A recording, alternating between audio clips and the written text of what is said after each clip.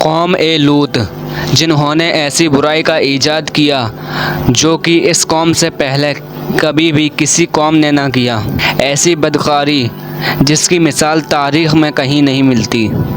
اس قوم نے ایسا کیا کام کیا؟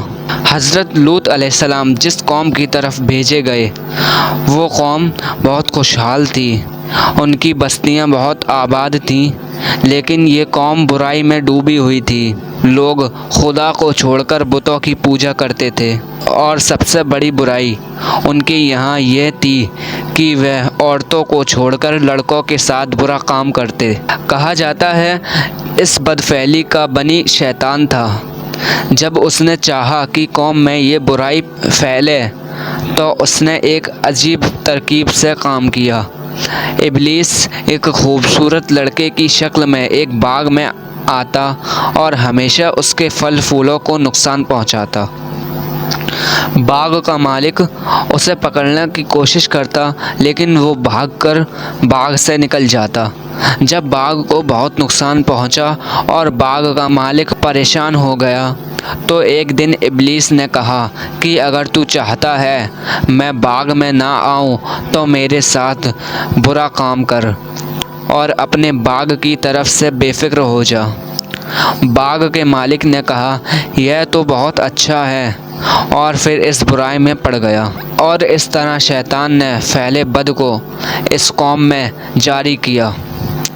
خدا کی طرف سے ہدایت کے لیے حضرت لوط علیہ السلام نے لوگوں کو اس فعل بد سے روکا اور ان کو ہر طرح سے سمجھایا اور خدا کا خوف دلایا، اور کہا کہ اگر تم برائی سے باز نہیں آتے تو خدا کا عذاب تم پر نازل ہوگا۔ لیکن لوگ اتنے بے شرم اور بے حیا تھے کہ بولے ہم پر خدا کا عذاب لا اگر تو سچا ہے۔ حضرت لوط پھر بھی ان کو سمجھاتے رہے اور ان کو خدا کی طرف دعوت دیتے رہے۔ اپنے چچا ابراہیم علیہ السلام کی طرح حضرت لوط علیہ السلام بھی مہمانوں کی بڑی عزت اور خدمت کرتے تھے۔ جب حضرت لوط کی قوم کی برائی حد سے زیادہ بڑھ گئی تو خدا نے اس قوم کو مٹا دینے کا فیصلہ کیا۔ کچھ فرشتے حسین اور خوبصورت لڑکوں کی شکل میں حضرت لوط علیہ السلام کے سامنے آئے۔ حضرت لوط علیہ السلام کو سخت پریشانی ہوئی کیونکہ وہ اپنی قوم کی عادت سے واقف تھے، اس لیے مہمانوں کے آنے سے بہت رنجیدہ ہوئے۔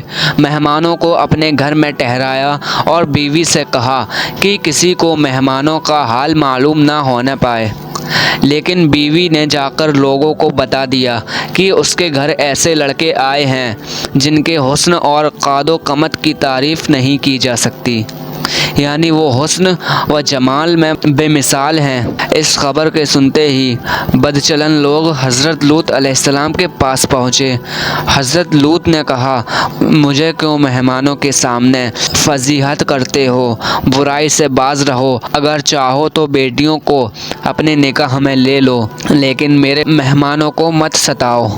کافروں نے کہا تیری بیٹیوں سے ہمیں کوئی مطلب نہیں، اے لوط جو ہمارا ارادہ ہے اس کو تو خوب جانتا ہے۔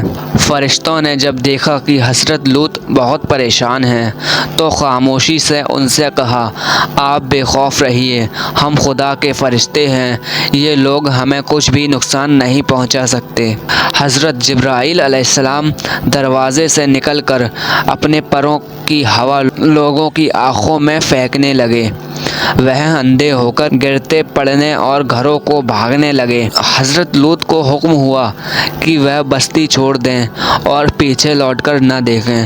حضرت لوط علیہ السلام کو اللہ تعالیٰ نے عذاب سے بچا دیا۔ حضرت لوط علیہ السلام کی بیوی اور کافر قوم تباہ ہو کر برباد ہو گئی۔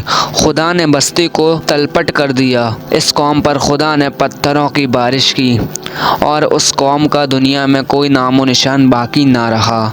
حضرت ابن عباس سے روایت ہے کہ حضور پاک صلی اللہ علیہ وسلم نے فرمایا کہ اس شخص پر اللہ تعالیٰ کی لعنت ہو جو قوم لوط والا عمل کرے۔